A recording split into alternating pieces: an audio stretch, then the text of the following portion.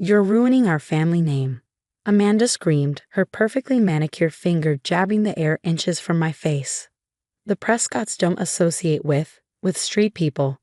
Her voice dripped with disgust as she paced our living room in her designer heels.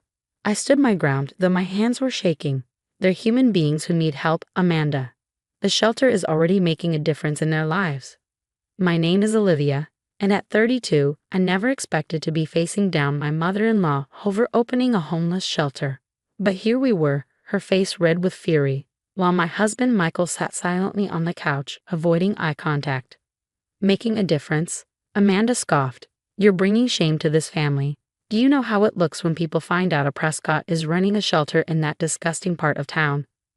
My friends at the country club can't stop talking about it. I thought about the families I'd helped that week, the single mother who'd finally found a safe place to sleep with her kids, the elderly veteran who needed a warm meal. I don't care what your country club friends think. Michael. Amanda turned to her son, her voice shifting to the manipulative tone I'd grown to hate. Darling, you have to do something about this. Your father is beside himself. The family reputation. The family reputation will survive, I cut in. In fact, it might even improve if people see the Prescotts actually helping the community instead of just talking about it at charity galas. Amanda's eyes narrowed. How dare you? We've donated millions to this city. To proper charities, not some flowhouse you've cobbled together. Proper charities? I couldn't help but laugh. You mean the ones where you get to wear expensive dresses and take photos for social media? When was the last time you actually helped someone in need? Michael? Amanda's voice turned ice cold. It's time to choose.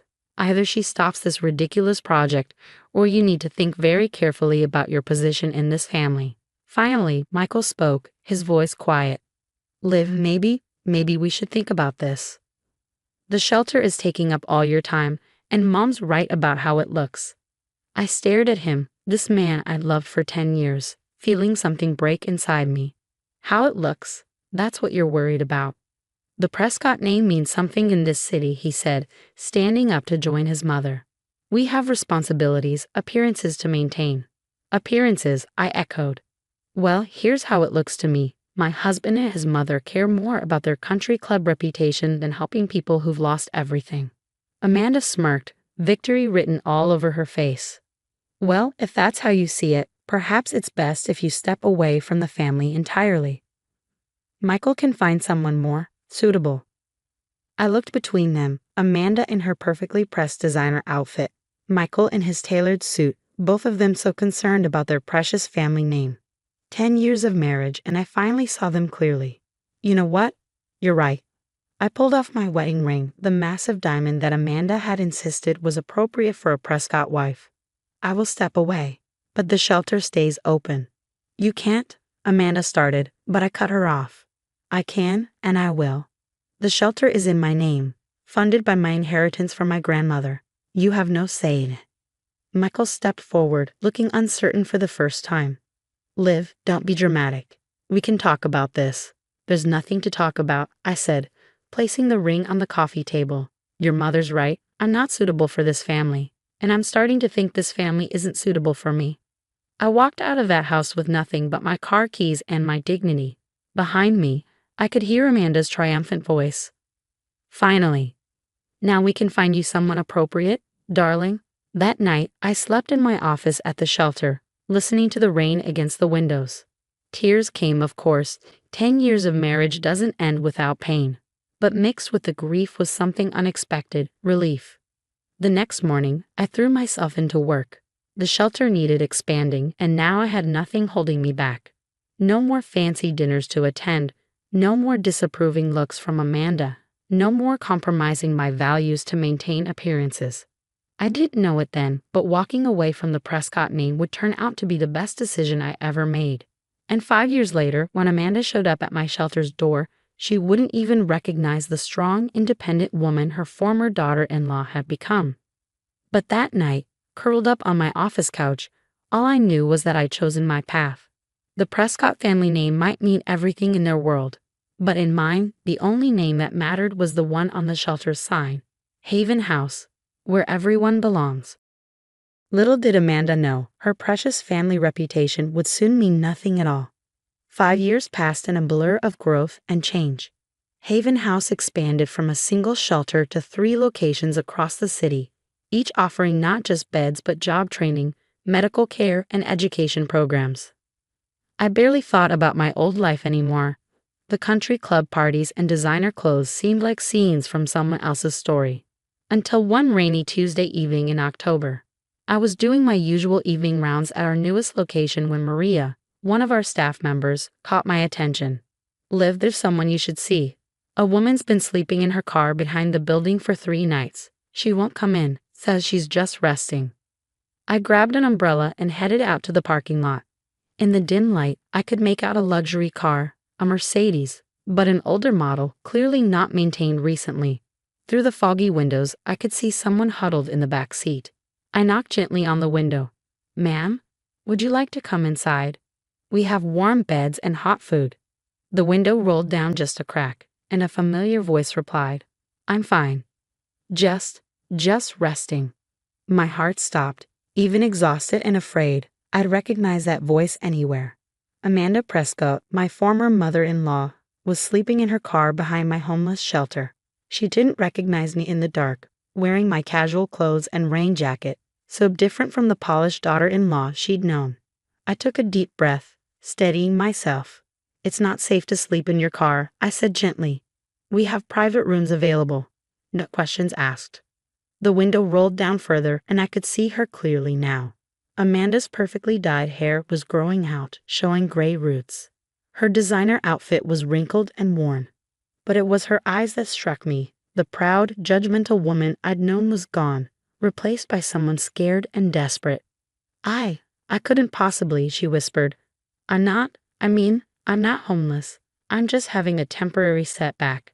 I bit back the urge to remind her of her own words from years ago about street people. Instead, I said, "Many of our guests are experiencing temporary setbacks. There's no shame in accepting help." Thunder rolled overhead, and rain began falling harder. Amanda jumped at the sound, looking more vulnerable than I'd ever seen her. "Perhaps just for tonight," she conceded. I helped her gather her belongings, a single suitcase and a designer handbag that had seen better days. As we walked inside, I noticed her limping slightly in her expensive but impractical shoes. Maria met us at the door with warm towels and a sympathetic smile. She'd been homeless herself once, before becoming one of our most dedicated staff members. "Welcome to Haven House," she said warmly. "I'm Maria, and this is our director, Olivia." Amanda's head snapped up at my name, really looking at me for the first time. I saw the moment recognition hit her. Her eyes widened, and she swayed slightly on her feet. She whispered. "Let's get you settled first," I said firmly. "We can talk later." I led her to one of our private rooms, basic but clean and safe. Amanda stood in the doorway, clutching her handbag like a shield. "Why?" she asked, her voice barely audible. "Why would you help me after everything?" I thought about the cruel words she'd spoken years ago, about family names and reputations. I thought about Michael, who I'd heard had married someone more suitable barely 6 months after our divorce. "Because everyone deserves help," I said simply, "even people who once refused to give it to others." Tears filled her eyes, but she blinked them back. "Some habits die hard. I suppose Prescotts don't cry in public." "The family," she started, then stopped, swallowing hard. "Things change after the scandal. The investments, the properties, it's all gone. Michael moved to Europe with his new wife. I tried staying with friends, but you don't have to explain," I interrupted gently. "It's some rest. We'll talk more tomorrow." As I turned to leave, her voice stopped me. "Olivia, I was wrong. About everything. I see that now." I nodded, not trusting myself to speak. 5 years ago, I would have given anything to hear those words. Now, they were just sad. Back in my office, I looked up the scandal she'd mentioned. The headlines told the story. Prescott Empire crumbles under federal investigation. The family's centuries-old wealth, it seemed, had been built on fraud and tax evasion. When it all came crashing down, the precious family name became worthless overnight.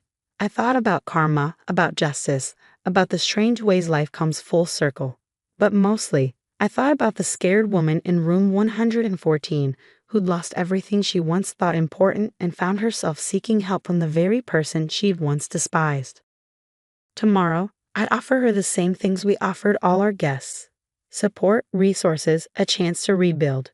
Not because she deserved it more than others, but because she deserved it just as much. After all, Heaven House was where everyone belongs, even former mothers-in-law who needed to learn that lesson the hard way. The next morning, I saw Amanda sitting alone in the dining room, looking into her coffee. She was trying to stay strong.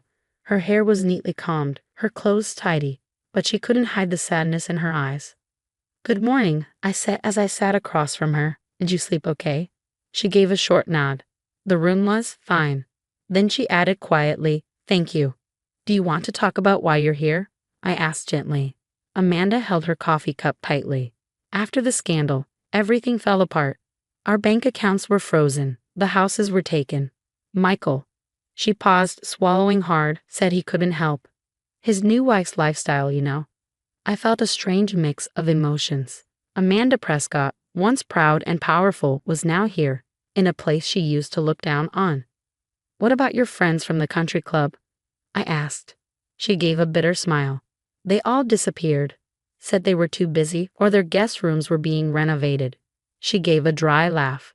The same excuses I used to give others. I looked at her, remembering how she once judged people like me. Life has a way of teaching us empathy. "You must be enjoying this," she said softly. "I'm really not," I told her.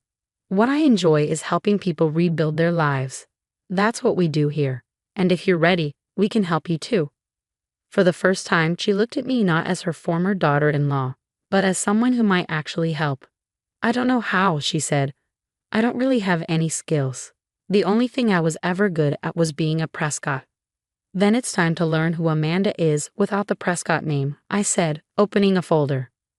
"We have training programs, classes about money, housing support. Where would you like to start?" Over the next few months, Amanda began to change. It wasn't easy. She struggled with computers, got frustrated during job training, and didn't like sharing a bathroom. But she didn't give up. The big change came during our holiday dinner program. Amanda, now working part-time as a receptionist, helped serve food. I watched her smile at people, talk with them, learn their names. "They're just people," she told me later, amazed. All this time I thought, but they're just people who need help. "That's what I tried to tell you 5 years ago," I said. She looked down. "I was so wrong, Olivia. About everything. About you. I treated you terribly. The past is past," I said. "What matters is what you do now." And she did a lot. As her confidence grew, Amanda became one of our most helpful volunteers. She used her event planning skills to organize donations and used her social contacts to bring in support. 1 year after arriving at Haven House, Amanda moved into her own small apartment. It wasn't a mansion, but she looked truly happy there. On her last night at the shelter, she gave me an envelope. Inside was a letter to the board, praising Haven House. She signed it with her maiden name. "I'm not a Prescott anymore," she said. "I'm just Amanda Turner now, and I'm finally okay with that." I smiled, thinking of my own journey. Sometimes we have to lose everything to discover who we really are. "You always knew who you were," she said softly. "I'm sorry I didn't see it before." Now, Amanda runs our volunteer program. She tells her story to people who never thought homelessness could happen to them. She especially connects with those who once had wealth and now feel ashamed. Michael called once, years later. He had heard his mother was working at a homeless shelter and couldn't believe it. I think he came expecting to see her sad and broken. Instead, he saw her leading a volunteer meeting, full of energy and purpose. "She seems different," he said. "She is different," I replied. He left without talking to her. When I told Amanda, she wasn't surprised. "The Michael I raised wouldn't understand who I've become," she said. "Maybe that's my biggest failure as a mother and my best chance to do better now." Sometimes at night, I think about the day Amanda first came to Haven House. We've both come so far. Me from a daughter-in-law who just wanted approval. Her from a woman who cared more about image than people. Haven House has grown too. We now have 5 locations, each helping different groups. Amanda's story even inspired a program just for older women facing sudden homelessness. Where everyone belongs isn't just our motto anymore. It's something we both believe deep in our hearts.